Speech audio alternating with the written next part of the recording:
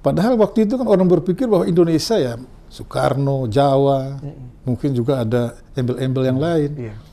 Orang Flores kan masih berpikir mereka anak manisnya Belanda. Tapi ya mereka memilih negara Indonesia Serikat sudah aman dan Belanda jamin kita.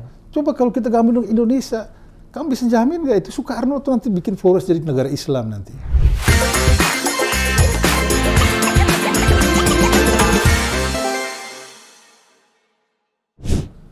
Selamat datang di podcast Orang Kita.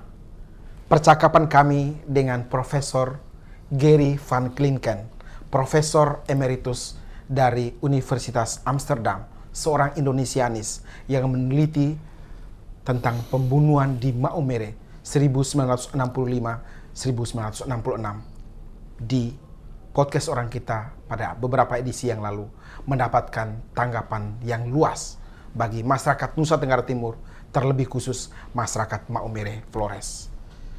Kali ini, di episode ini kami akan membahasnya bersama seorang aktivis pengamat sosial politik NTT, Bapak Didi Nongsai, untuk melihat perspektif bagaimana orang Maumere, pelaku sejarah dan putra dari seorang Bupati Sika, melihat perspektif itu dan juga melihat bagaimana perjalanan sejarah Sika dan kemudian berujung pada pembunuhan di 1965-1966 yang kemudian menghadirkan seorang tokoh Yanjong yang dibahas Profesor Gary van Klinken pada buku Kewargaan Pasca Kolonial di Indonesia. Kita simak podcast Orang Kita. Selamat malam Pak Didi. Selamat malam Ade Ferdi. Terima kasih sudah datang dan senang sekali Pak Didi beberapa kali bertemu atau bercakap-cakap di media sosial, dan untuk pertama kalinya Pak Didi kami undang untuk ke studio podcast Orang Kita, Pak Didi. Ya, suatu kehormatan buat saya. Terima kasih. Pak Didi ini adalah putra dari Laurensai, Bupati Sika, dan bahkan tokoh yang juga disebut di dalam buku ini sebagai ketua penggerak Koperasi Kopra. Bagaimana cerita dan latar belakang hubungannya dengan Yanjong, tokoh utama dalam buku Kewargaan Pasca Kolonial di Indonesia, kita bahas bersama Pak Didi. Pak Didi, bagaimana tanggapan umum Pak Didi setelah membaca dan menikmati buku karya Prof. Gary ini? Ya, terima kasih. Buku ini sebuah pencapaian yang menurut saya high level, sangat bermutu, sangat patut dibaca oleh masyarakat, khususnya kaum pembelajar di Flores dan di Maumere khususnya, karena memuat suatu kajian objektif tentang peristiwa yang sangat tragis. Dan dengan membaca kajian tersebut, publik atau pembelajar bisa semakin memahami katakan karakter perjuangan yang pernah ditampilkan oleh para pelaku sejarah di masa lalu, dengan sentral khusus patron yang disebut Muat Yanjong itu. Menjadi masalah ketika untuk wilayah sekecil Maumere itu ada mispersepsi tentang ketokohan. Ada tokoh yang oleh kelompok lain dianggap pahlawan, tapi oleh kelompok yang lain lagi dianggap pemberontak. Itu membutuhkan satu kajian atau satu analisis yang kurang lebih berimbang. Dan hari ini setelah membaca ini, 3 kali saya membaca ulang buku ini, saya merasa ini sebuah pencapaian luar biasa. Kira-kira itu tanggapan saya secara umum. Artinya sangat rekomen untuk dibaca oleh para akademik, para pembelajar dari Nusa Tenggara Timur. Ya, highly recommended. Karena selama ini orang hanya berkutat pada 2 isu, bahwa peristiwa tahun 65 itu suatu kebijakan negara, kemudian dengan menggunakan kekerasan yang sah, intervensi militer, ada katakan konflik ideologis, lalu militer turun dan memberangus partai dan para pendukungnya yang dianggap bertentangan dengan ideologi negara Pancasila. Ya. Lalu yang kedua, isu yang kurang lebih dibicarakan adalah terkait dengan apa yang disebut juga dalam buku ini, semacam faksionalisme lokal. Jadi ada semacam konflik sosial atau situasi sukuisme, ya, polarisasi sukuisme yang menurut hemat saya buku ini sebenarnya kurang cukup melihat dengan lebih dalam. Padahal itu juga merupakan satu alasan yang seperti api dalam sekam, sehingga kemudian terjadi ledakan luar biasa di tahun 65 itu. Artinya keterbatasan Prof. Gary untuk mendapatkan sumber-sumber untuk diwawancarai untuk menjadi bagian yang lebih komprehensif dari buku ini. Bisa dikatakan demikian, bahwa ada keterbatasan dalam hal narasumber. Tentu saja sebagai ilmuwan dia akan memilih sumber-sumber terpercaya seperti sumber-sumber tertulis, baik dari dokumen yang disebutkan dalam buku ini, karya dari manuskrip dari Bolen maupun tulisan dari John Pryor, juga sumber-sumber dari gereja. Tetapi menurut saya ada begitu banyak penyintas yang seluruh peristiwa itu diketahui dengan baik dan itu disimpan di dalam, katakan, subconscious, ya, alam bawah sadar, sehingga itu betul-betul akan menjadi satu bawaan yang membentuk karakter elemen masyarakat yang ada di Maumere khususnya, yang sampai dengan hari ini de facto itu betul-betul masih sangat mudah dibaca polarisasinya itu. Terlihat itu. Sangat jelas terlihat itu dalam nampak, kehidupan sehari-hari. Misalnya di tempat pesta atau di sekolah, seperti apa, Pak? Perlu elaborasi lebih lanjut. Bukan rahasia lagi bahwa ada idiom-idiom, ya, dalam bahasa dari wilayah tertentu yang menganggap bahwa kelompok lain itu kelompok yang, katakan, primitif, tidak beradab, kelompok yang bisa bisa ditundukkan, bisa diperdaya dengan berbagai macam ungkapan yang sampai dengan hari ini masih hidup, dan itu sangat melukai sebenarnya. Dan artinya kalau kita bicara secara lebih terbuka, ya, di situ kan ada unsur klaim, ya, klaim superioritas itu muncul tidak tiba-tiba. Sebenarnya kalau kita pelajari secara sosiologis, ya, pembentukan masyarakat, suku-suku mulai dari keadaan yang paling sederhana sampai dengan terbentuknya kelompok-kelompok masyarakat, ya, di setiap lingkaran kesukuan atau komunal gitu. Itu kita bisa menyimpulkan bahwa kelompok-kelompok di Flores itu kelompok-kelompok yang sangat independen. Setiap tempat, setiap kelompok memiliki norma dan aturan main sendiri dengan susunan hierarkis, pola interaksi yang sangat independen. Tetapi kemudian ketika yang secara umum juga dijelaskan dalam buku ini, ketika masuknya pengaruh asing, penjajah, katakan di situ ada Portugis, masuknya Portugis atau juga dari Belanda, beberapa wilayah di Sulawesi atau di Bima, lalu ada kerjasama yang terbentuk sehingga mulai membentuk kelompok tertentu yang lebih kuat dari yang lain. Kasus Maumere itu kan dikatakan bahwa masyarakat dari suku Sika itu yang pertama atau mula-mula mengenal yang namanya agama Katolik. Kurang lebih mereka yang mengerti soal keimanan. Ada narasi yang dibuat bagaimana tokoh dari kampung Sika itu sampai bisa mendapatkan penugasan untuk mengkatolikan wilayah itu. Dan itu juga ditambah lagi dengan pengetahuan untuk mengerti baca dan tulis. Dan di masa itu orang dengan memiliki kemampuan komunikasi dengan pihak luar, juga mempunyai klaim pengetahuan agama, itu dia mampu membentuk power untuk menguasai wilayah-wilayah lain, pihak-pihak yang lain. Dan itu terus berkembang menjadi semacam satu klaim utopis gitu. Karena wilayah-wilayah lain juga sebenarnya hidup dengan adat, budaya, tradisi, dan pola-pola interaksi yang sangat... Jadi artinya semula itu hanya mitos. Iya, itu dibangun dari mitos. Mitos yang dipercaya oleh bukan hanya yang mengklaim, tapi yang pihak yang dikuasai pun ikut. Ya. Itu semacam istilah teknisnya itu disebut self-fulfilling prophecy. Ya.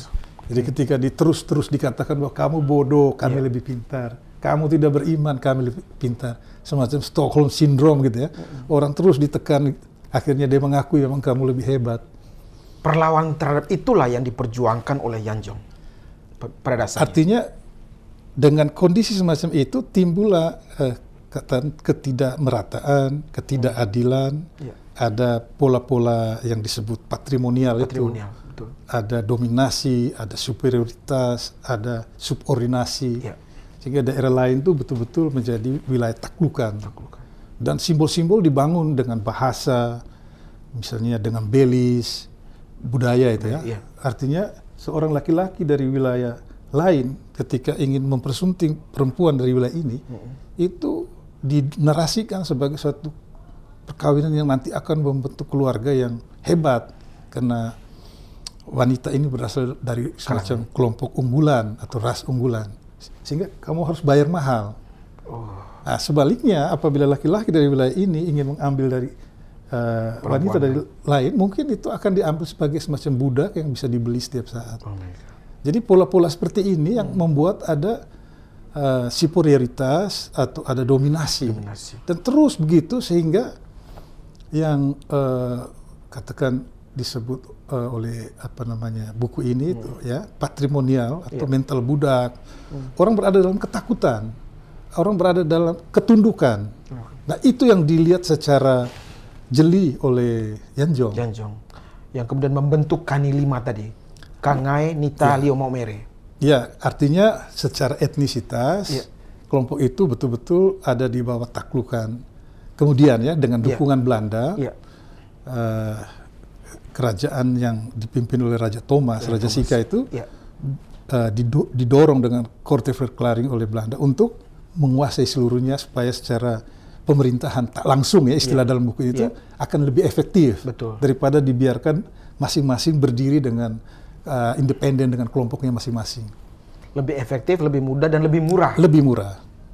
Itu yang dilakukan oleh Belanda sehingga menyebabkan mereka tadi Raja Thomas tadi menguasai tadi wilayah seluruh Sika dan menimbulkan subordinasi dari kelompok lain. Kurang lebih seperti itu. Yanjong melihat kemerdekaan itu, isu kemerdekaan yang muncul di Flores itu ditangkap dia sebagai suatu momentum bahwa pola dominasi, pola subordinasi itu harus segera dibekukan. Dan itu dia sudah bunyi di tahun 48. Jadi bukan 53. Jadi tahun 48 itu adalah gerakan pertama Kani 5. Berkumpulnya tokoh-tokoh dari Kangai, dari Lio Maumere, dan dari Nita. Yang memang pada waktu itu dalam buku ini ada deskripsi yang agak kurang tepat ya dari Van Klinken tentang peran seorang Sentis da Costa. Jadi Sentis da Costa itu tahun 48 kurang lebih usianya baru sekitar 19 tahun. Dia masih pelajar di Kupang. Dia masih pelajar di Kupang. Belum ke Makassar. Belum ke Makassar. Itu masih situasi dalam penjajahan federalisme Van Mook. Kita di situ Flores itu masih bagian Indonesia Timur, masih bagian dari Republik Indonesia Serikat. Lalu dia pulang ke Maumere dan karena orangnya sangat energi, bertemulah dengan Muat Yanjong yang juga seorang agitator ulung. Nah, ketika bertemu, mereka punya visi yang sama tentang kemerdekaan Indonesia.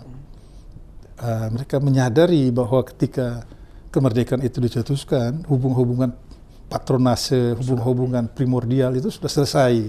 Karena dalam pandangan mereka itu Warisan. sangat jelas bahwa kerajaan itu antek atau bentukan Belanda. Ya. Kolonialisme sudah harus tinggal itu. Nah, di saat 48 itulah peran dari Moam Bapa, Petrus Bapa, Opa dari Pak Melkias Mekeng itu sangat menonjol. Dia paling senior dan paling terdidik. Sebenarnya juga Yan Jong terdidik, tapi Yan Jong itu kan sebenarnya juga sempat menjadi muridnya Pak Petrus Bapa ini di Mataloko. Dia termasuk guru di sana pada waktu itu. Pak Petrus Bapa, PJ Bapa. Nah, jadi dia paling senior. Lalu dia yang pertama mula-mula, dan dialah tokoh Kangai. PJ Bapa. Ya, kalau Muat Yan Jong itu tokoh dari Iwang, dari pegunungan di wilayah bagian tengah. Ya. Sementara di wilayah agak pesisir disebut Kangai. Itulah tokohnya PJ Bapa. PJ Bapa. Dia pertama mula-mula mendorong semacam koalisi Kangai, Nita dan Lio Maumere untuk bersama-sama menyuarakan soal pembebasan ya dari persoalan-persoalan kekuasaan tradisional yang personal itu ya, segala sesuatu ditentukan secara otoritarian oleh raja dan kolonialisme dan sebagainya itu. Sekarang sudah berubah. Itu tahun 48. Tahun 48. Dan semboyan yang sangat terkenal dan tidak boleh dilupakan pada waktu itu adalah kata beku. Beku yang sekarang dipakai bahasa Indonesia, beku, freeze. Ya, freeze. Itu ungkapan dari saintis. Beku, kata beku itu. Sementara kalau saya kurang yakin kata populus regnat populus itu berasal dari saintis. Saya lebih meyakini itu berasal dari Yan Jong. Karena dia seminari Mataloko.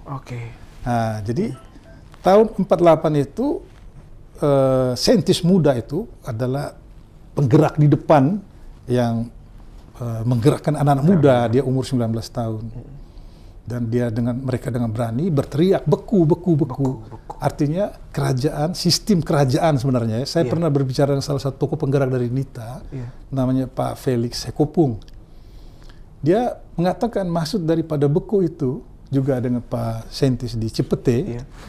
Tahun 2016 saya bicara dengan dia. Dia bilang maksud dari beku itu tidak ada yang lain. Kami sangat menghormati Raja Thomas. Sangat menghormati. Kenapa? Raja Thomas itu yang menyekolahkan mereka semua. Bisa sekolah, ada sekolah, bisa sekolah. Termasuk saintis ini setelah tahun 48, Raja Thomas yang mengirimkan dia ke Makassar untuk sekolah. Jadi kualitas kepemimpinan yang dilukiskan soal kekuasaan tradisional oleh Klinken dalam buku ini itu harus juga dikritisi. Bahwa Raja Thomas itu bukan satu kekuasaan atau penguasa sekedar antek dalam konteks kaki tangan atau sekedar penguasa tiran, otoriter, tidak. Dia juga mempunyai satu model kepemimpinan dan sangat berjasa dalam membentuk wilayah kerajaan yang sekarang menjadi Kabupaten Sika itu sehingga menjadi seperti hari ini. Tidak bisa lepas jejak dari itu. Dia menyadari tentang potensi-potensi. Dia mengirimkan misalnya orang untuk pergi sekolah sampai di Jawa, termasuk Franseda. Tidak bisa lepas dari jasa. Termasuk El Sai, bapak saya itu khusus disekolahkan belajar tentang pertanian di Malang. Tahun 39 berangkat ke sana karena wilayah tempat tinggal El Sai itu adalah sangat potensi dengan tanaman komoditi jangka panjang. Kakao dan cengkeh. Sehingga Raja Thomas bilang, kau belajar itu sehingga dengan demikian nanti daerah ini bisa dikembangkan untuk kultur perkebunan. Sangat visioner. Termasuk misalnya kemudian dia mendirikan sekolah Yapentom itu kan satu pemikiran tentang pengembangan sumber daya manusia. Tetapi ada semacam ledakan besar dengan munculnya republik itu, didukung oleh faksionalisme itu. Yan Jong bilang tidak bisa. Bapak Raja boleh hebat, tapi kami bukan lagi bawahan. Jadi ada upaya untuk mengangkat spirit yang namanya egalitarian, keadilan, solidaritas. Lalu dia menggerakkan itu bersama Moam Bapa, bersama kami di Maumere bilang orang tua atau orang yang dihormat Moang. Moam Bapa, Moam Felix Sekopung, Moam Yan Jong. Itu mereka bersama-sama bersekutu Kani 48 dengan semangat tagline-nya itu beku. Ya, dan itu sangat menghentak sehingga tahun 48 itu raja sempat menghindarkan diri dari kerumunan sampai menjauh dari ibu kota. Kira-kira begitu. Itu ceritanya. Ini menarik. Kemudian 48 selesai, terus berlanjut sampai 53 demo besar-besaran, sekitar 1.500 orang. Menurut catatan Profesor Gary Van Klinken, menggunakan tikar yang dibeli dari pasar, dicoret menggunakan arang raja, lalim, macam-macam lah bahasa dengan bahasa Latin dan lain-lain. Itulah kemudian tokoh kita Pak Yanjong ini, Omo Yanjong ini di penjara. Jadi peristiwa seperti apa dalam perspektif? Tahun 53 itu keadaan sudah berkembang cepat ya. Karena sistem pemerintahan sudah terbentuk di Flores. Indonesia sudah masuk ke Flores. Flores sudah lepas dari federalisme Van Mook. Sudah ada kepala daerah Flores. Kepala daerah Flores tahun 53 itu Raja Thomas. Masih Raja Thomas. Wakilnya El Ementero. Wakilnya ada mantan guru El Ementero.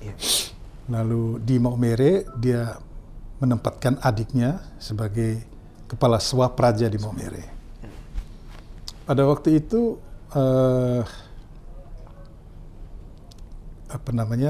Yanjong ini melihat bahwa masuknya pemerintah Indonesia dengan sistem birokrasi dan lain-lain ini, suasana kronisme atau nepotisme lebih tepat itu sudah menjadi sangat-sangat sangat-sangat vulgar gitu. Dulu Raja Thomas memainkan politik sikaisasi itu masih bisa diterima karena misalnya kapitan-kapitan di seluruh wilayah itu digantikan dengan saudara-saudara atau keluarganya orang Sika. Itu masih bisa dimengerti karena orang belum cukup berani, orang belum cukup mengerti, dan orang melihat mereka kompeten juga. Pengangkatan pimpinan-pimpinan itu sebagai bagian juga daripada penyebaran agama. Sehingga tidak ada resistensi yang cukup tinggi. Dan belum ada isu kemerdekaan. Tapi setelah kemerdekaan, polanya masih seperti itu. Wah, Yanjong bilang, ini tidak bisa ini. Ini tidak benar nih. Kita sudah merdeka, tapi ini masih dalam bentuk kerajaan ini. Nah, yang menjadi persoalan saya pada waktu itu, catatan di buku ini yang sedikit lurus ya, redaksional sebenarnya. Itu saintis itu bukan sekolah di Makassar. Tapi di Muntilan. Dia sekolah di Jogja, di UGM. Dia adalah seorang alumni hukum UGM. Bukan Makassar ya? Bukan di Makassar. Berarti kekeliruan dari Prof. Gary. Ya, artinya ada sebuah sejarah itu kan juga harus menjelaskan aspek dimensional ya. Betul. Dimensional yang jelas, waktu, ruang, toko harus tepat, bersesuaian, bukan toko yang fiktif. Jadi dia sudah mencapai tingkat yang jauh lebih tinggi daripada saintis tahun 48, pemuda pelajar di Kupang. Dia seorang yang sudah berangkat ke Jawa, masuk di Jogja, pusat daerah revolusi, baru selesai kemerdekaan, dan belajar di UGM. Berarti dia punya pola sudah lebih tinggi. Nah, pertanyaan saya, betul barangkali analisa Klinken bahwa dia merumuskan supaya pergerakan ini harus dalam bentuk organisasi. Sehingga mempunyai dampak. Oke, betul. Pertanyaan saya itu harus ada verifikasi. Saintis pada waktu itu pulang dalam konteks libur atau apa? Ke Maumere. Ke Maumere. Karena saintis setelah tahun 48 sebenarnya saintis yang sudah terkooptasi oleh Raja Thomas. Karena dia dibiayai. Iya, 49 dia sudah berangkat ke Makassar dibiayai oleh Raja Thomas. Dan jangan salah, Raja Thomas itu dia suka melakukan kawin politik. Jadi perempuan-perempuan cantik di Sika, termasuk anak-anaknya, dia akan kawinkan dengan orang-orang hebat, anak-anak pemuda-pemuda yang pintar, yang bersekolah, sehingga memperkuat kerajaannya. Itu dia sudah punya visi seperti itu. Dan saintis itu juga sudah makanya kan saintis bilang di sini ada 2 anak perempuannya yang cantik. Itu merupakan ungkapan tanpa sadar bahwa sebenarnya itu sudah masuk dalam rancangan Raja Thomas. Maka saya agak ragu, tahun 53 itu saintis ada di tempat atau tidak. Tidak digambarkan sih, Bang. Iya, memang tidak digambarkan. Yang dikatakan oleh Klinken, artinya ini kan sejarah sudah cukup panjang, 70 tahun yang lalu ya. Jangan sampai saintis yang benar eksis di tahun 48 tapi karena nama besar dan mewakili etnis Liu yang besar, Liu Maumere yang besar, lalu diangkat kembali ke tahun 53. Itu yang saya ingin pertanyakan, karena tahun 53 dia sedang sibuk kuliah di Jogja. Dan teman kuliahnya itu antara lain paman saya, Ben Mangrengsai. Dia ambil di Sospol, sementara Sentis spesialisasi di bidang hukum. Tahun 55 mereka sudah jadi anggota konstituante. Jadi levelnya sudah tinggi sekali. Karena di Jogja itu mereka belajar langsung dari Kasimo dan lain-lain. Oh tidak, itu mereka belajar di UGM. Kalau yang belajar di masa perjuangan beda lagi. 46, 49. Setelah kemerdekaan itu kuliah yang benar. Itu Sentis dan Ben Mangrengsai itu dapat beasiswa dari negara, orang terpintar dari Indonesia Timur yang bisa kuliah di UGM. Jadi Sentis itu sudah orang berbeda, yang bagian dari kronismenya Raja Thomas. Katakan dalam konteks interaksi sosial, interaksi personal, dia pasti, dan semua orang Maumere pasti hormat sama Raja Thomas. Tidak mungkin. Yang bisa dimengerti kalau yang namanya Yanjong berontak, karena dia dari wilayah yang lain, memang dia waktu sekolah di Mataloko, pasti di backup oleh Raja Thomas, karena seluruh pengangkutan melalui Forest Welk itu, pakai kendaraannya Raja Thomas. Semua anak seminari Belaran Tuka, Maumere, diangkut oleh truknya Raja Thomas. Antar sampai di Ende, dari Ende sampai di Mataloko. Dan mereka wajib ketemu di sini untuk dapat uang saku. Pulangnya kalau libur juga pasti singgah. Pasti mereka hormat. Makanya kehebatannya Yanjong itu bahwa dia tidak menyerang pribadi. Dia sedang melihat satu sistem. Potensi untuk merubah sistem dengan hadirnya republik. Makanya dia disebut Republikan oleh Clinton. Itu masuk akal.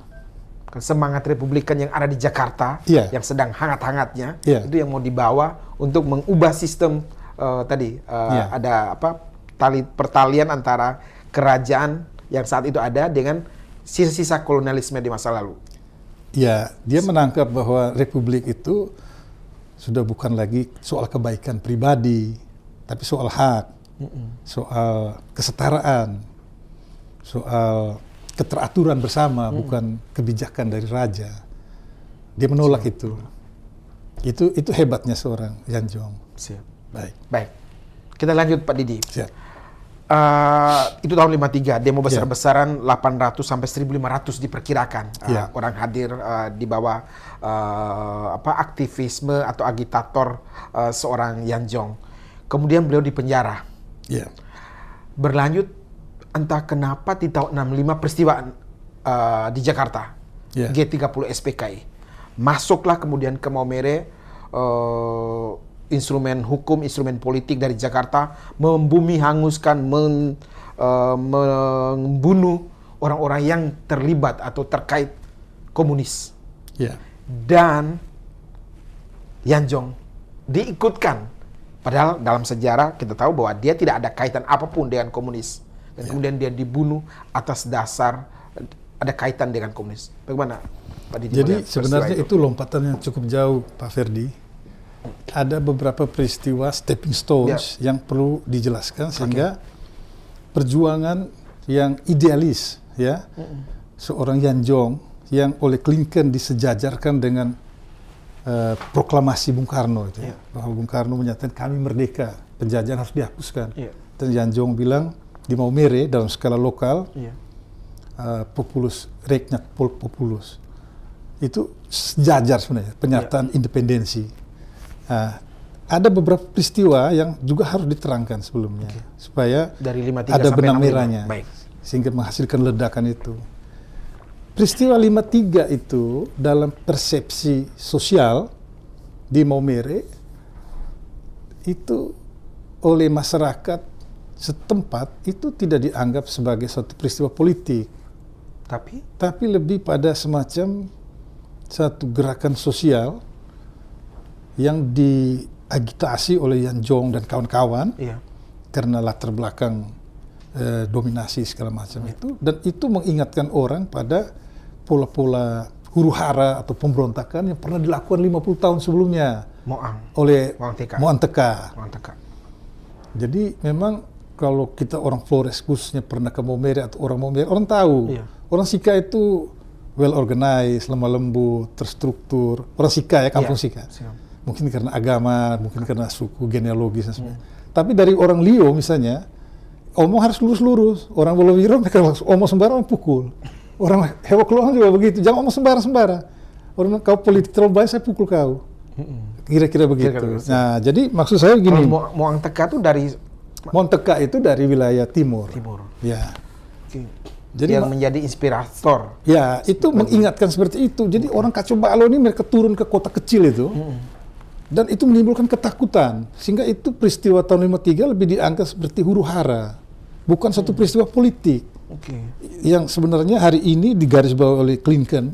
Sehingga saya bilang sangat bagus dibaca oleh para pembelajar. Jadi tahu bahwa Yanjong itu bukan pahlawan sekedar mitologis, orang menganggap dia berani lawan raja. Bukan, ada pendalaman, ada nilai bahwa dia mau melihat bahwa kerajaan itu satu dominasi, satu yang menolak yang namanya demokrasi, yang menolak kesejahtera, hak-hak warga lah. Tidak ada kewargaan di situ. Itu tergantung dari belas kasihan raja aja. Nah, itu dia tolak. Nah, lalu perjuangan dia di tahun 53 itu selesai karena ada intervensi dari seorang yang namanya Ben Mangrengsai. Ben Mangrengsai waktu itu kakak dari adik Elsai. dari bapak saya. Adik dari Elsai, siap. Dia kuliah di Jogja. Dan pada waktu itu anak muda gagah seperti adik-adik ini. Wes. Lalu dia bilang sama Raja Thomas, karena dia juga ikut disekolahkan oleh Raja Thomas. Dia bilang Di Soswal UGM tadi. iya, dia bilang Raja Thomas, ini selesainya mudah, ini soal-soal kekuasaan aja. Jadi kita restrukturisasi itu sekolah itu seperti huruf Jawa gitu ya. Iya. Kalau dipangku kan mati. Daripada dia ribut-ribut, jadikan dia kepala Yayasan Yapentom itu. Itu yang dilakukan. Lalu dibuat restrukturisasi pengurus, pajak kopra makin transparan. Karena sekolah itu dibiayai oleh pajak kopra. Pajak Kopra. Yang dikomandani oleh Elsai. Tidak, belum. Belum ya? Elsai masih di Makassar. Masih di Makassar, masih sekolah. Bukan, bekerja di Makassar. Yang tadi Jadi begini, kalau bicara mengenai Elsai nanti kita bicara setelah kita ini. bisa, oke, ya, baik. mengenai dia punya perjalanan Baik. karir dan sebagainya. Ya. Tapi yang mau saya katakan, peristiwa tahun 54 itu, Ya. sebelum Raja Thomas meninggal, dia meninggal tahun 54 di ND. Waktu dia ikut menyambut kedatangan Bung Karno yang kedua. Pada waktu itu dia meninjau proses pembangunan Suradikara, dia kembali ke hotel, dia meninggal. Nah, sebelum ke sana, itu dia sempat mendirikan dulu sekolah kedua di Flores namanya Yapentom, Yayasan Pendidikan Thomas. Tingkat SMP, tapi menampung murid dari Alor, Lembata, Larantuka, untuk mengimbangi yang ada di ND. Nah, pada waktu itu ada resistensi dan penolakan karena sekolah itu dibiayai dengan uang kopra. Jadi Yanjong marah, Yanjong menuntut transparansi dan juga keadilan dalam kepengurusan, karena itu kan ada kekuasaan di situ sebagai pengurus-pengurus dan guru-guru supaya menghindari kronisme, nepotisme. Itu kisaran 54 tadi. Itu 54, tapi semua bisa dinetralisir ketika Ben Mangrengsai pulang libur juga. Dia bertemu dengan Raja Thomas, dia restrukturisasi kepengurusan, dia bikin keuangan yang transparan, lalu kemudian dia juga menjadi menantu dari Raja Thomas. Padahal dia dari gunung. Tapi itulah politik, seni politik di Maumere pada itu, sehingga semuanya menjadi cair kembali. Yanjong juga mau lawan, dia lihat di situ ada adiknya Ben Mangrengsai. Biar sudah kita damai-damai aja. Kira-kira begitu.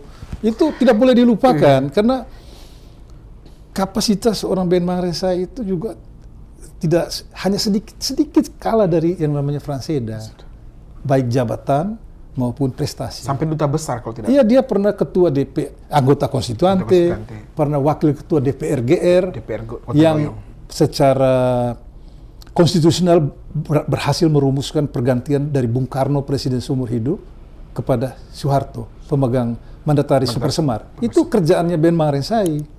Dia pernah ketua Partai Katolik. Waktu beliau menjadi wakil ketua DPR GR. Iya, dengan ketuanya Nasution.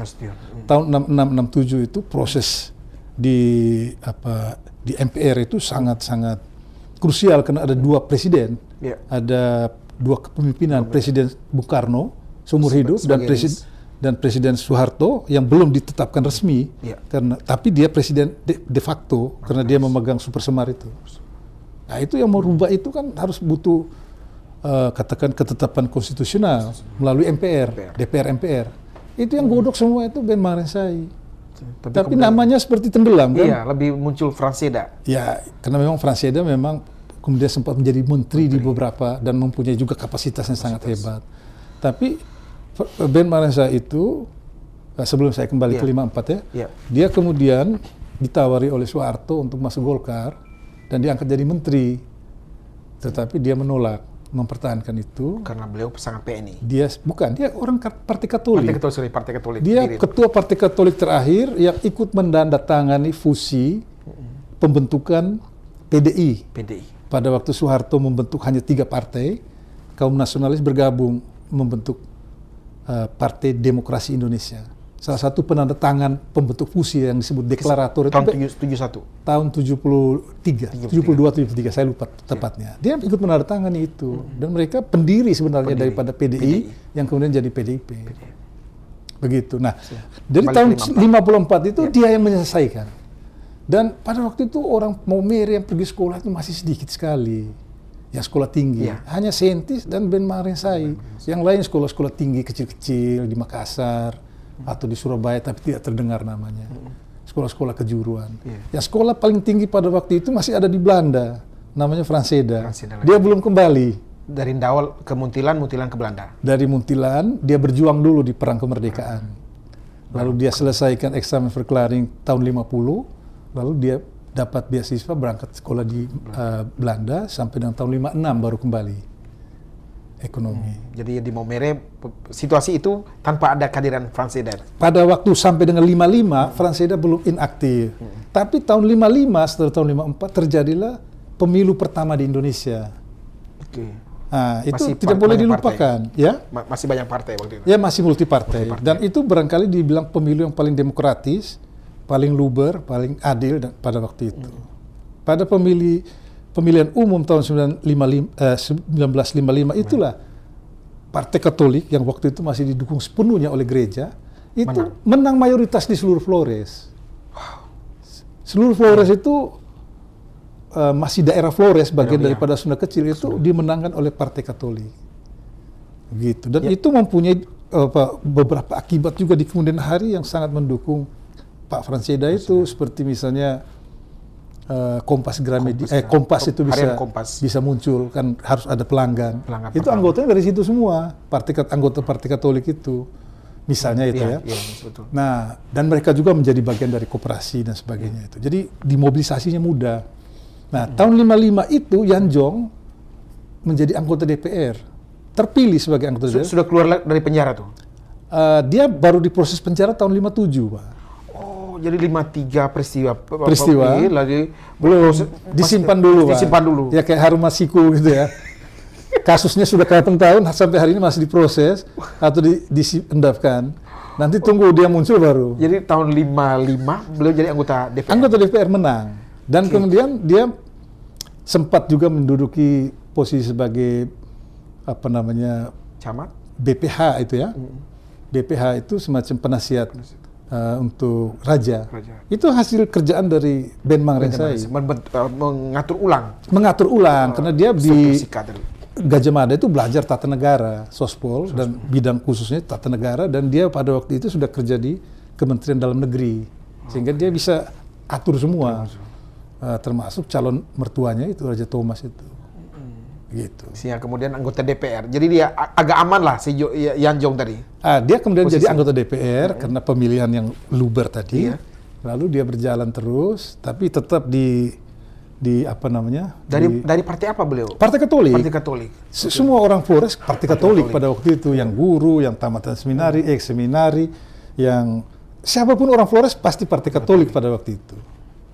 Ya, partai-partai lain ada tapi tidak terlalu menonjol seperti PNI. Ya, kemudian juga ada 1-2 di beberapa tempat yang ada juga unsur partai komunisnya. Ya, termasuk mungkin di Sika, tapi Sika belum ada waktu itu. Di Maumere belum ada. Ya. Di Kupang sudah ada perwakilan partai komunis. Karena tahun 55 partai komunis masih legal. Ya.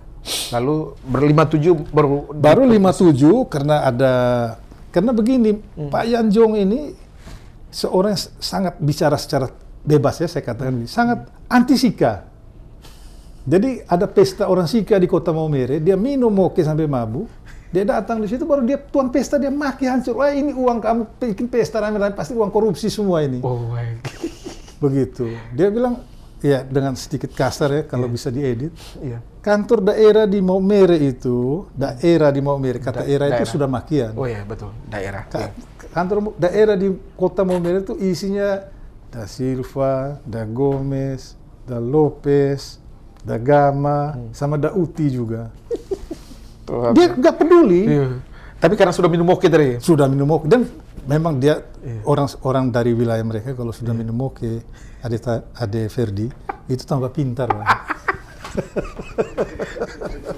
Itu berarti kisaran 56-57 tuh? Ya, itu di antara 56-57 itu dia mulai membangun semacam konkurensi, sikap tidak suka. Karena dia bilang kantor daerah kok nggak ada orang Lionya, nggak ada orang dari Iwangnya. Terus orang dari Sika bilang, ya loning poi miwa tenggangang sawe. Maksudnya, ya karena kamu masih bodoh semua tuh. Biar kami aja, kami dulu. Kami kan yang pintar. Nanti kalau sudah pintar boleh deh. Boleh, ya, lihat nanti gitu. Kurang lebih seperti itu. Makanya dia marah. Dia bilang, ini sudah merdeka kita ini. Kok masih seperti kerajaan? Seperti itu. Akhirnya dijebloskan 57 itu? Tahun 57 karena dia bunyi terus, akhirnya dia diproses.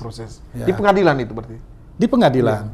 Dia diproses, akhirnya dia masuk beberapa bulan, tapi tetap anggota DPR. Pada waktu itu situasinya beda dengan sekarang ya. Ya, dia masuk tahanan sebentar, tapi katanya tahun 59 ada semacam upaya untuk pembebasan. Dalam buku ini dikatakan dimintakan oleh Pak Lorenzai ya. Siap. Kita masuk ke Lorenzai Elsai. Ya. Dalam buku Prof.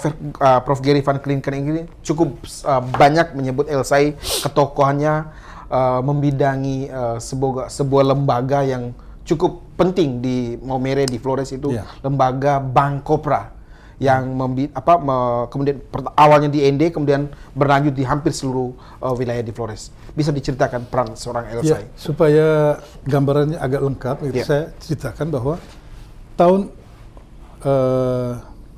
sekitar tahun 1924, SBD melalui Van Iersel membuka sekolah yang namanya Skakel School di Ndau, Ende. Itu sekolah sangat legendaris karena lapisan pemimpin Flores pertama itu semua berasal dari sekolah itu. Paling senior sekalipun seperti Frans Sales Lega dan sebelum-sebelumnya semua bersekolah di situ. Itu sekolah di luar seminari Mateloko, sekolah yang berbahasa Belanda, sekolah umum, bukan sekolah agama, yang terbaik. Sehingga juga ada yang datang dari Timor, Sabu, Rote, Sumba, bersekolah di situ. Sekolah itu terus berjalan, dan tahun 34, itu Bung Karno waktu dia dibuang di Ende, dia mampir ke situ. Ketika dia ingin membuat tonil, dia membutuhkan pemain anak-anak yang bisa berbahasa Belanda, dia mencari di sekolah itu. Konon Franseda ikut bermain di situ. Nah, semua yang ikut sekolah di situ, itu sebelumnya harus lulus sekolah rakyat dulu. Ada sekolah 3 tahun, belajar baca tulis dan berbicara bahasa Melayu. Tapi Skakel School adalah sebuah sekolah yang bahasa sehari-hari wajibnya itu dalam 1 minggu ada 4 hari, itu bahasa Belanda. 4 hari dalam seminggu. Sehingga wajib. Semua lulusan Skakel School pasti bisa berbahasa Belanda. Karena kalau tidak berbahasa Belanda, Pastor Van Iersel akan suruh mereka kosek, bersihkan kamar mandi, cangkul kebun dan segala macam. Dan itu memalukan kalau pernah di asrama ya, kena hukuman seperti itu. Sehingga orang pasti, mereka belajar ilmu bumi juga, ilmu bumi Belanda. Nah, sekolah lah Lorenzai di situ. Kira-kira dia masuk itu, dia lahir tahun 24, kira-kira tahun 35 dia masuk di Skakel School. 1 tahun. Kemudian 1 angkatan dengan Franseda dan lain-lain. Tapi Franseda, izin saya cerita sedikit ya. Silakan. Franseda pada waktu itu anak kecil yang terlalu berani. Dia orang dari Lekebai, tukang berkelahi, nyalinya tinggi sekali. Lalu Van Iersel bilang, kau nggak usah naik kelas aja, kau badan kecil tapi tukang berkelahi, nanti dia kelas atas orang toki kau lagi. Kau tahan kelas saja. Jadi akhirnya dia tahan kelas. Padahal anak pintar, anak pemberani, tapi karena tukang berkelahi, ditahan dulu. Itu cerita dari ibu saya yang kemudian menjadi teman kelasnya selama 5 tahun. Itu sekolah durasinya 5 tahun. 5 tahun. Ibu saya teman kelasnya Franseda 5 tahun. Di Ndao itu? Di Ndao, dan ibu saya bersama ibu satu lagi, Ibu Telda, kalau tidak salah namanya, saya lupa, dari Maumere, adalah 2 murid perempuan eksperimen dari Raja Thomas. Jadi pertama kali orang sekolah pertama perempuan. kali orang perempuan sekolah itu adalah ibu saya, dan ada satu lagi ponakan Raja Thomas. Maksudnya supaya nanti kalau mereka besar bisa jadi permaisuri atau istri dari pangeran-pangeran. Jadi jangan terlalu bodoh-bodoh lah perempuan-perempuan pendamping pangeran-pangeran itu, raja atau siapapun. Jangan hanya bisa bikin sarung atau bikin masak, tapi juga bisa pintar gitu. Nah, itu maksudnya. Kurang lebih seperti itu. Nah, menurut ibu saya, Franseda itu orang sangat berani sekali. Berkelahi tidak ada takutnya.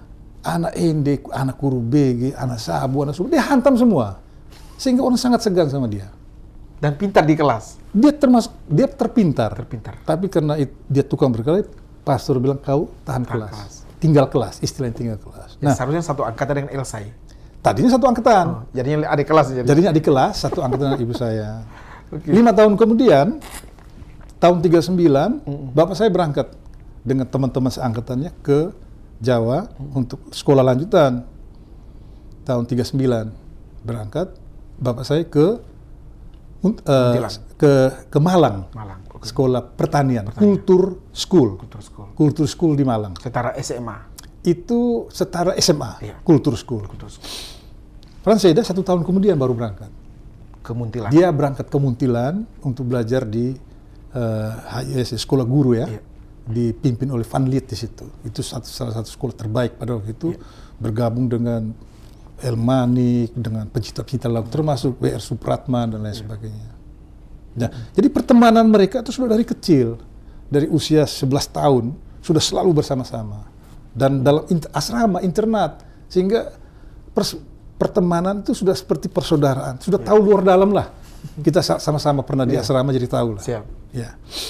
Nah, kemudian sekolah di Malang berapa tahun beliau? Di Malang dia sekolah tahun 42 mestinya tamat. Tapi ketika sedang dalam proses akhir untuk menyelesaikan sekolah pertanian itu, Jepang masuk. Ketika Jepang masuk, sekolahnya, guru-gurunya semua diinterniran, ditahan, sekolahnya dijadikan markas. Terpaksa mereka lari. Nah, sebelum lari dia sempat bakar asramanya dia itu. Sehingga selama Jepang berkuasa 3 tahun, dia termasuk DPO oleh Jepang. Karena membakar asrama. Karena dia membakar yang seharusnya asrama. dijadikan markas. Harus dijadikan markas bala Dai Nippon ya, tentara Dai Nippon itu. Nah, 3 tahun itu orang tua saya tidak pernah cerita sama saya. Setiap kali saya tanya tahun 43 ngapain, 44 ngapain, 45 ngapain, dia nggak pernah mau omong. Dia hanya menitikkan air mata dan menceritakan bahwa zaman itu susah, kadang-kadang kayak makan. Kayak mau pulang ke Surabaya, di Surabaya isinya tentara Jepang semua. Pasti orang tangkap saya, orang tembak saya. Nggak berani saya. Dari 42 sampai 45 itu? Iya, jadi karena saya ngerti sedikit pertanian, saya kerja aja di gunung-gunung. Seluruh Jawa Tengah, Jawa Timur saya paham. Kerja di pertanian, lalu pakai karung goni, bajunya, rambutnya tumbuh sampai di belakang. Jadi tahun 45 itu masa gelap, yang orang tua tidak pernah cerita. Baru tahun 45 setelah kemerdekaan Indonesia itu mulai digaungkan, kira-kira tahun 45 bulan November dia ada di Surabaya. Pada waktu peristiwa 10 November dia ingin pulang. Tapi akhirnya tidak jadi. Lalu dia harus merantau karena berjalan menjauhi Surabaya karena Surabaya dibombardir oleh sekutu. Lalu akhirnya dia putuskan kembali ke Malang, tempat dia sekolah dulu. Di sana ketemulah dia dengan seorang pastor yang dulu jadi pastor pembimbingnya. Pastornya bilang, Bung Lawrence, Indonesia sudah merdeka. Jadi sekarang kamu harus ambil sikap. Lalu dia tanya, menurut pastor sikap saya apa? Lalu pastor itu bilang, kamu orang Indonesia, kamu harus bela Indonesia. Kalau saya orang Belanda, saya akan bela Belanda. Nah, oleh karena itulah dia menjadi seorang Republikan. Dan itu satu pilihan yang sebenarnya sangat sulit. Karena apa? Karena pastornya orang Belanda, gurunya orang Belanda, senior-seniornya tentara Kenil semua. Yang harus dia hormati. Yang dia harus hormati dan sebenarnya harus bersama-sama. Tapi karena harus memilih saat itu. Padahal waktu itu kan orang berpikir bahwa Indonesia ya Soekarno, Jawa, mungkin juga ada embel-embel yang lain. Iya. Orang Flores kan masih berpikir mereka anak manisnya Belanda. Tapi ya mereka memilih. Akhirnya tahun 46 dia ke Belanda, dia ke Jogja, bertemulah dengan teman-teman di sana, teman-teman seperjuangan seperti Herman Yohanes, Fraseda, Paulus Wange, El Tari, Dion Lamuri, Yosko Diowa, Ishak Tibuluji. Mereka membentuk laskar yang namanya, dalam buku ini juga ada, Laskar Batalion Paraja, yang diakui sebagai tentara, bagian dari tentara reguler juga. Mereka berperang, aktif berperang, catatannya sebenarnya lengkap, tapi tidak tahu ya, orang-orang Flores ini, termasuk Pak Frans juga pernah saya tanya, Om dulu sudah bunuh berapa orang? Kau kekureo aja, kita orang Katolik nggak boleh bunuh-bunuh orang. Masa Om pergi perang nggak pernah bunuh orang? Saya pernah tanya itu. Ya mereka segan itu, karena mereka masih menganut nilai-nilai yang sangat puritan ya. Tapi karena keadaan terpaksa, mereka memang sering maju ke front-front pertempuran. Nah, mereka tidak mau cerita, tapi bukti-bukti dokumentasi masih ada, foto-foto pelatihan perang, foto bersama waktu bubar.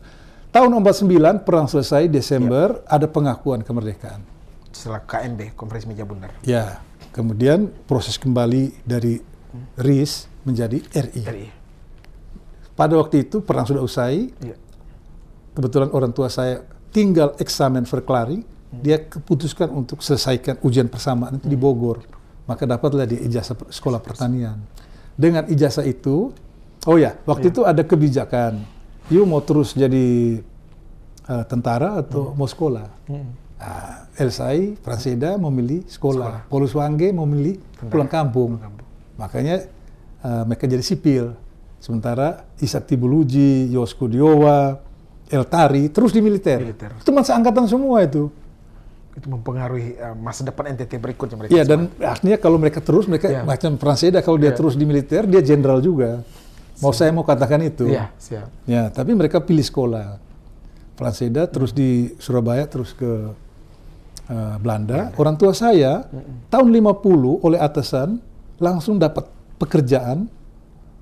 Mereka masih berjejaring ya dengan militer, sehingga you berangkat ke Makassar, di sana ada potensi pemberontakan Permesta dan Andi Asis.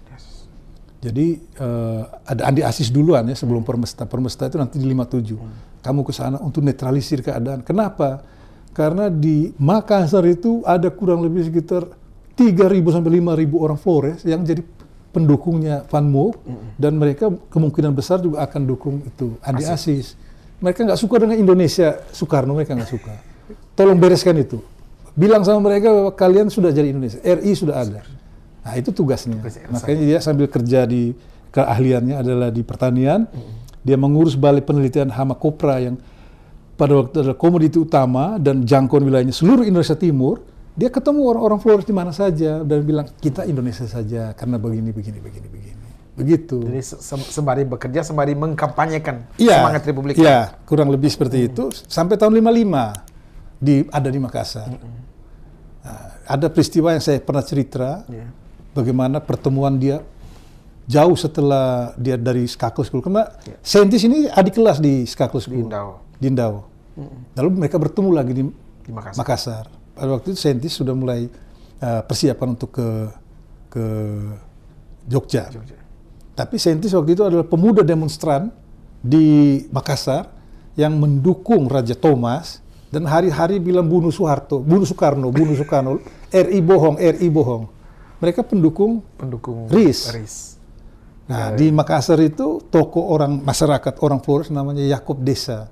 Dialah tangan kanan dari Raja Thomas yang menghimpun semua orang Flores untuk mendukung RIS. Lalu Loren Said diturunkan ke sana untuk membereskan itu, untuk menetralisir mereka. Lalu bertemulah mereka. Saya pernah dapat cerita langsung dari Saintis da Costa, Pak VB da Costa. Dia cerita, dia bilang, Ade, itu hari di hotel Loren Said itu datang, kami ngeri juga, dia baru pulang perang soalnya. Tapi kami sudah siap dengan badik semua. Kalau dia macam-macam kita tikam dia. Begitu, siap dengan orang Makassar punya pisau itu, dengan badik itu. Lalu masuklah dalam hotel itu, dia punya adik juga datang. si Ben Mangreng, tapi Ben Mangreng tunggu di luar. Jadi masuk di ruang pertemuan itu Lorenzai, Yakob Desa, Sentis, dan Bapak Raja. Raja Thomas. Raja Thomas waktu itu dalam rapat untuk negara Indonesia Timur, wakil dari Flores. Dan sudah kecil. Ya. Bersama Pastor Adi Kontrius yang ada dalam buku ini. Pengelola Bentara. Ya, disitulah Raja Thomas bilang, hei lo, kamu nggak usah ikut Soekarno itu. Flores pasti takut dan tunduk. Kenapa? Raja Thomas ini yang mereka masih anak kecil-kecil begini, Raja Thomas duduk di singgasana, dia bilang, kau dari mana? Oi, kami dari bola. Kau dari mana? Oi, kami dari ini, dari ini. Kamu di sekolah baik-baik ya, ini wah. Mereka merasakan itu, jadi ada ketakutan psikologis yang mereka bawa. Tapi waktu itu karena sudah mengalami perang, sudah dewasa, lalu dia berani ambil sikap. Dia bilang, Bapak Raja, panggilnya Ohir, itu bahasa Belanda. Ohir. Indonesia sudah merdeka.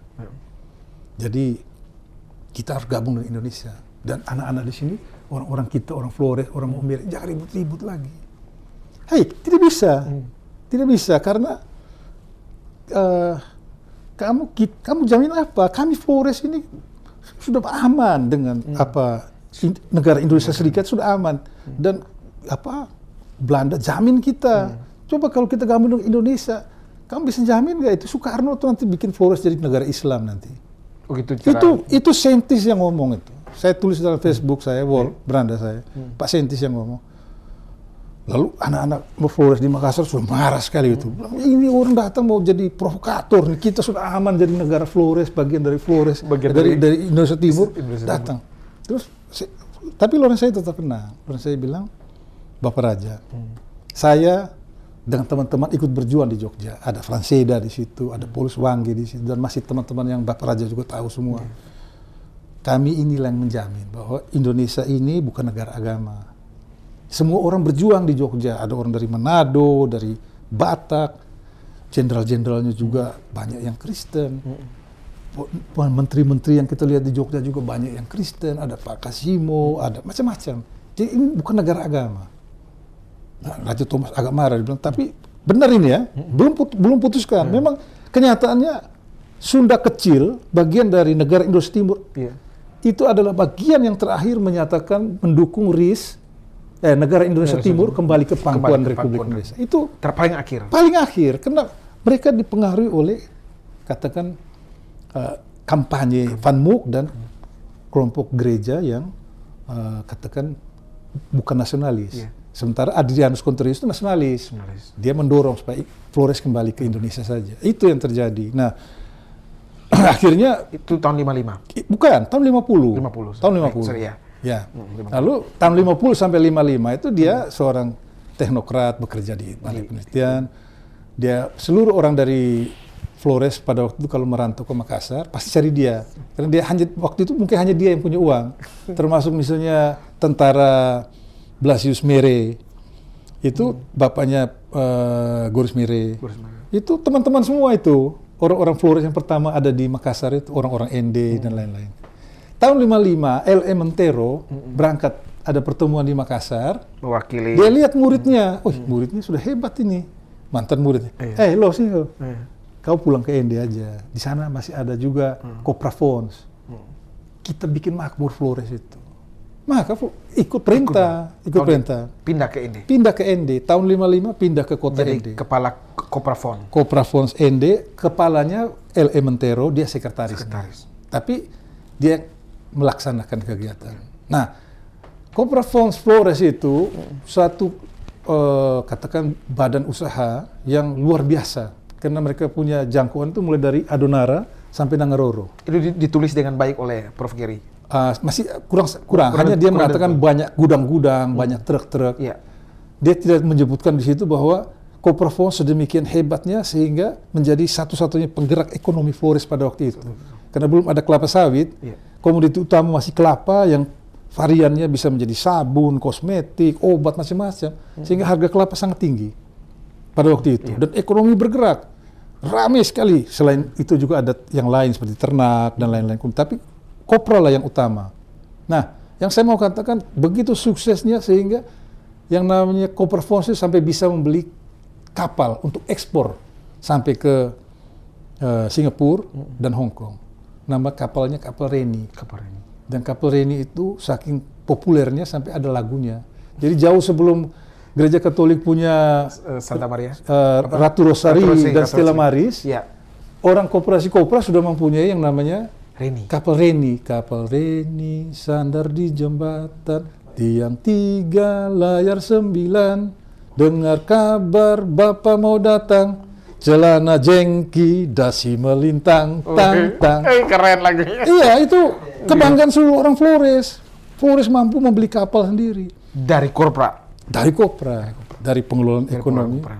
Dan itu dikomandan oleh ekonomi Flores Incorporated, mulai dari Adonara dengan berbagai macam gudang di beberapa tempat, di Terong, Lamahala, di mana-mana, di Larantuka, di Maumere, di Ende, sampai di Nangaroro. Kenapa sampai Nangaroro? Tidak sampai Manggarai. Tidak sampai, di sana tidak ada Manggarai, tidak ada kopra di sana. Di sana cuma ada anu-anu aja. Jadi dari Lembata berarti Nangaroro. Di sana lebih banyak kopi lah maksud kopi, saya. ya. Ya. Siap. Gitu. Itu sampai di tahun 55 Tahun 5 terusnya tuh. Antara tahun 55 sampai tahun 59. Tahun 59. Pada waktu tahun 55 sampai 59, Lorenzai seorang ekonom, praktisi ekonom. Dia belum masuk ke politik. Tetapi pada waktu itu mulai ada proses setelah pemilu, proses pemekaran. Dari provinsi Dari Sunda kecil menjadi Provinsi Bali, NTB, NTT. Itu peristiwa juga dilupakan di sini. Karena itu berdampak pada wilayah Maumere. Betul. Maumere menjadi satu kabupaten sendiri. Nah, yang saya mau katakan bahwa Kasimo sebagai ketua Partai Katolik, dia sempat turun ke Ende dan turun ke Manggarai, juga ke wilayah Larantuka, tapi yang terkenal itu turun ke Ende dan ke Maumere dan menyelenggarakan konferensi Partai Katolik di Ende dan di Nele. Di mana di Ende mereka bersepakat nanti Sales Lega yang jadi bupati di Manggarai. Nanti siapa yang jadi bupati di Ngada. Itu mereka menentukan karena mereka pemenang pemilu. Begitu, termasuk untuk Maumere itu waktu kongres di Nele tahun 57, kebetulan Kasimo satu kamar dengan orang tua saya dan seluruh katanya begitu ya, nanti diverifikasi, seluruh biaya itu dibiayai oleh Koprafon. Pemerintah belum punya uang. Siapa yang punya uang pada waktu itu? Koprafon, bisa beli kapal. Iya kan? Jadi Flores Incorporated itu sudah dilakukan di masa itu. Makanya saya bilang Tobi Muti sekalipun sangat mengagumi, padahal dia seorang profesor doktor ekonomi jurusan Kopra. Menarik Pak Didi, ini tidak terasa satu jam. Tapi saya ingin hampir di penghujung pembicaraan kita. Baik. Dalam keseluruhan buku ini, bagaimana Pak Didi melihat sebagai orang Maumere, apa yang harus kita orang Flores, terutama orang Sika, orang Maumere, harus dilakukan dalam periode-periode ini setelah membaca buku ini dan melihat sejarah perjalanan panjang Sika. Apa yang harus dilakukan? Perlukah ada... Saya izin dulu Pak. Supaya tuntas ya. Tahun 59 setelah pemekaran, lalu karena ini kan menyangkut buku ini ada interaksi antara Lorenzai dengan Yanjong. Sebaiknya jangan dilewati itu. Jadi tahun 59 ada pemekaran, lalu koperasi kopra itu ditempatkan di tiap-tiap kabupaten, tidak sentral hanya di Ende. Maka di Maumere juga tadinya gudang dan pelabuhan itu menjadi pusat-pusat koperasi tersendiri. Maka Lorenzai pindahlah ke Maumere. Tahun katakan definitif efektifnya tahun 60. Disitulah dia bertemu kembali dengan Yanjong, yang mereka bertemu pada masa kecil dulu. Kalau naik truk Yanjong menuju ke Mataloko, dia turun di Indau. Mereka sudah komunikasi dari dulu, bukan baru berkenal pada waktu itu. Begitu. Yang kemudian tahun 67 Elsai jadi bupati. Ya, lalu maksud saya begini, antara tahun 60 sampai tahun 63 itu koperasi kopra di Maumere itu juga akhirnya tumbuh bagus sekali, dan itu menjadi semacam saingan dari pemerintah daerah pada waktu itu. Itu yang namanya patron-patron itu muncul karena ada pemerintah daerah, patronnya adalah PS Dakunya, kemudian di tingkat akar rumput ada Yanjong, sementara di keekonomian yang mampu menyaingi Cina-Cina di perdagangan terpulau itu ada Elsai karena monopoli perdagangan kopra. Begitu. Seharusnya kekuatan itu yang perlu kita lakukan sekali lagi di saat ini. Ya, jadi kalau saya katakan terkait dengan buku itu, Ya, tapi ini masih panjang lagi. Ya. Oke, kita lanjutkan aja. Sebenarnya ini masih panjang. Kenapa? Tapi poinnya gini, Pak. Ya. Tahun 63 karena prestasinya, mungkin juga intervensi Franseda, karena disputasi antara Yan Zhong dengan PS Dakunya sudah menjurus pada perseteruan personal, sudah tidak sehat. Lalu Franseda bilang, lo kau berangkat ke Manila aja. Di sana ada lembaga kerjasama di bidang kopra untuk penyeimbangan, karena Filipina juga penghasil kopra terbesar di dunia. Kau menjadi semacam konsul di sana. Makanya berangkatnya Lorenzai, atau dipanggil Lo oleh teman-temannya itu, tahun 63 berangkat ke Manila. Sampai di sana dia bekerja sampai dengan tahun 65. Akhir tahun 65 baru kembali ke Indonesia. Sehingga salah satu penyesalan dia adalah kenapa dia tinggalkan Maumere dalam keadaan konflik sedang memanas. Yang akhirnya berdampak Yan Zhong tidak bisa ada yang netralisir dia. Karena Yan Zhong bilang, saya hanya ikut Lorenzai. Tapi karena tidak ada yang netralisir dia, Yan Zhong semakin, katakan semakin ganas. Menyerang secara pribadi, kalau perlu berkelahi fisik dengan orang-orang yang dia anggap lawan itu. Nah, akibat daripada sikap itu, ketika masuknya Pater Bolen itulah, Pater Bolen yang ingin menyelamatkan umat, itu menjadi musuh bagi dia. Lalu ketika dia dipecat dari berbagai macam, lalu malah dia angkat jadi camat, dia sebenarnya sudah masuk dalam kerangkeng dari penguasa setempat dalam bupati. Begitu. Oleh karena itu dia keluarlah dari Partai Katolik, dia masuk bergabung dengan PNI. Tapi PNI itu ada dua aliran.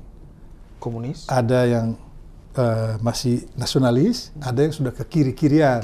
Jadi ada yang dibilang PNI ASU sama OSA USEP. Dia masuk yang ASU. ASU itu Ali Surahman. Bukan OSA USEP Randawijaya. Dia masuk di situ yang ke kiri-kirian. Makanya dia bagian yang kemudian dihajar di 66. Makanya dia dianggap ikut terlibat. Sebenarnya itu adalah konsolidasi. Kan di masa lalu itu Soekarno mendukung partai-partai nasionalis seperti PNI. Dan yang juga dianggap teman Soekarno adalah PKI. Maka mereka sering bersama-sama konsolidasi, mobilisasi. Tapi ketika masuk angkatan bersenjata dengan dukungan dari mana-mana, Soekarno dijatuhkan, PNI, terutama PKI, diberangus habis. Begitu. Termasuk Yan Zhong ini, dianggap dekat dengan PKI. Dia bukan partai komunis, bukan. Partai komunis ada pengurusnya sendiri. Dia PNI, tapi PNI yang ASU, yang ke kiri-kirian. Sehingga dia menjadi ikut diberangus. Ya. Tapi poin terakhir terkait dengan Bapak saya tadi, sebelum pindah ke yang pertanyaan berikut. Bagi seorang Elsai, ketika saya tanya, menurut Bapak, apa refleksi daripada peristiwa 65? Menurut dia, dia bilang itu sebenarnya perseteruan sukuisme yang sangat parah sehingga menjadi perseteruan personal. Sika non sika. Iya, antara sika non sika yang sudah puluhan tahun, mulai dari zaman Mu'anteka, sampai kemudian munculnya Kani 5, dan mereka datang ke Maumere tahun 53, gertak orang-orang di Maumere, orang-orang pada takut, itu menimbulkan dendam. Ketika ada kebijakan negara dari Jakarta untuk memberangus PKI, ini kesempatan, kau habis, kau sikat kau. Begitu. Nah, itu menjadi perseteruan pribadi antara PS Dakunya, sama Dor Dakunya, bupati pertama, dengan Yan Zhong, sehingga Yan Zhong jadi korban. Tapi Yan Zhong sampai hari ini di wilayah timur, orang tetap anggap dia pahlawan. Nah, itu yang saya bilang tadi. Mu'anteka itu dianggap orang pahlawan juga orang bagian timur. Tapi orang bagian tengah, orang Sika, orang Nita, orang anggap dia pemberontak. Karena dia bakar gereja. Tapi sekarang ada 2 patung Mu'anteka di Maumere. Kalau itu beda lagi, Pak. Ade Ferdi, itu beda lagi. Itu karena di Maumere ini kan politik, katakan kewilayahan kuat ya. Siapa yang berkuasa, dia atur dia punya orang-orang jadi. Termasuk nama Franseda dan Lorenzai ditabalkan sebagai nama bandara dan pelabuhan. Itu di zaman Sosimus Mitang. Sosimus Mitang orang dari Hebok Loang. Ketika dia jadi bupati, dia bilang, Franseda nama pelabuhan udara, Lorenzai nama pelabuhan laut. Akhirnya orang-orang dari Sika bilang, dalam bahasa daerah. Ioras rimo itu kenapa? Maksudnya ini masa mereka berkuasa, kita bisa bilang apa? Tapi itu yang terjadi. Ya. Tapi kemudian nama Samador dipakai untuk Samador sudah cukup lama. Ya, sudah cukup lama menjadi nama stadion itu. Stadion. Pertanyaan akhir. Ini sebenarnya pingin sekali ngomong lebih panjang, tapi kita ada ini timeline yang harus kita lakukan. Refleksi besar refleksi dari buku ini yang bisa kita ambil dari seorang Pak Didi. Ya. Jadi pembentukan kelompok-kelompok masyarakat di Maumere itu sebenarnya aslinya itu orang berdiri sendiri, independen. Mereka tinggal di kampungnya, di klannya, di sukunya, di komunalnya masing-masing. Dan manakala perlu mereka bertemu untuk barter, untuk mungkin sampai dengan tingkat kawin mawin dengan cara-cara yang sangat terhormat. Tapi ada masuknya pengaruh asing membuat ada muncul hegemoni dari satu suku ke suku yang lain. Apalagi dengan embel-embel ada penyebaran agama dan pengetahuan. Yang lebih menjadi semacam stimulan yang lebih kuat lagi itu adanya tekanan kepada sumber daya, pajak dan sebagainya, sehingga munculkan pemberontakan teka. Lalu muncullah kemerdekaan Indonesia hingga menampilkan satu semangat baru, satu paham baru bahwa kita sama.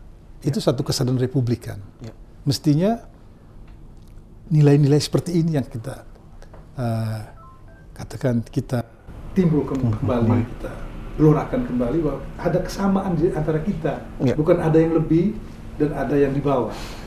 Ketika semangat itu ada, Maumere yang terdiri dari beberapa suku itu ya, ada suku Sika, suku Kangai, ada suku Nita, ada suku Lio.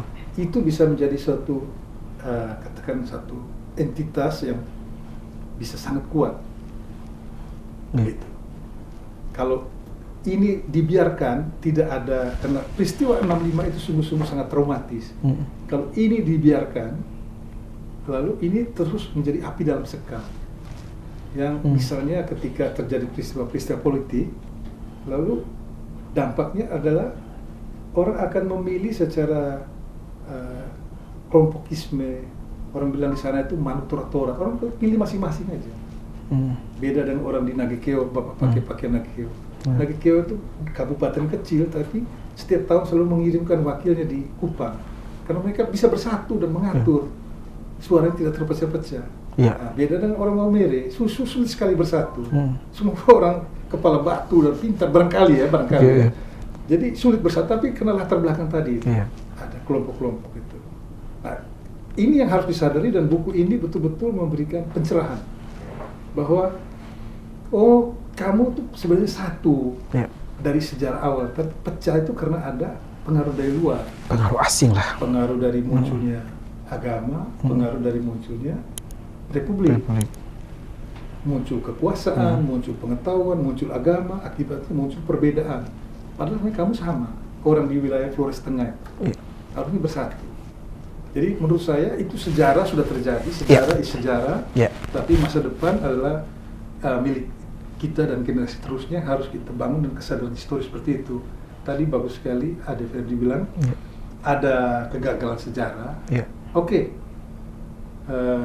we forgive it, ya kan? Tapi never forget. We never forget about it. Kita tidak perlu lupakan itu.